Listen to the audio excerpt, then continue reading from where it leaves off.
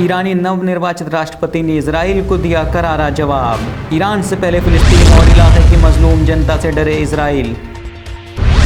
Iran के नवनिर्वाचित राष्ट्रपति आयतुल्लाह रईसी ने इजराइल को लेकर ईरान की नीतियों को दोहराते हुए कहा कि ईरान हमेशा मजलूमों और पीड़ितों का मददगार बना रहेगा। फिलिस्तीन मजलूम है और हम फिलिस्तीन का समर्थन जारी रखेंगे। राष्ट्रपति चुनाव में जीत हासिल करने के बाद अपनी पहली इंटरनेशनल प्रेस कॉन्फ्रेंस को संबोधित कर रहे इब्राहिम रईसी से फिलिस्तीन के बारे में पूछे गए सवाल पर उन्होंने कहा कि ईरान हमेशा मजलूमों एवं पीड़ितों का सहयोगी और मददगार रहा है और फिलिस्तीन मजलूम है, हम फिलिस्तीन का समर्थन जारी रखेंगे। इब्राहिम रईसी से पूछा गया कि इजराइल के कुछ अधिकारियों ने आपको ईरान का सबसे ख़तरनाक राष्ट्रपति बताया है, जो इजराइल के हितों के लिए ख़तरनाक है।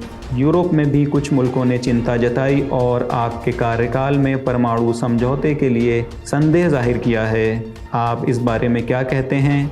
सऊदी अरब से ईरान के संबंधों को लेकर क्या विचार रखते हैं? यमन के ऊपर आपका क्या ख्याल है? इब्राहिम रईसी ने कहा कि इस्लामी रिपब्लिक ईरान ने बार बार ऐलान किया है कि फ़िलिस्तीन संकट पर हमारा मत ये है कि इस संकट को रेफरेंडम के ज़रिए हल किया जाए।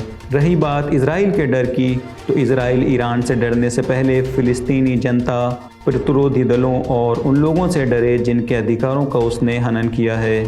आज विरोधी दल मजबूत स्थिति में हैं। यमन संकट पर स्पष्ट रुख अपनाते हुए इब्राहिम रईसी ने कहा कि यमन का कंट्रोल यमनी लोगों के हाथों में होना चाहिए। सऊदी अरब एवं उसके सहयोगी देशों को यमन में दखल देने से रोका जाए।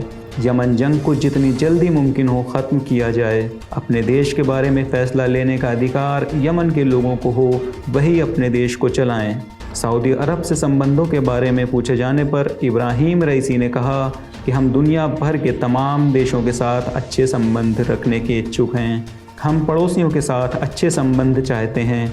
ईरान की तरफ से सऊदी अरब में एम्बेसी खोलने को लेकर कोई रुकावट नहीं है। सऊदी अरब समेत इलाके के सारे देशों से वार्ता करने में ईरान को कोई संकोच नहीं है।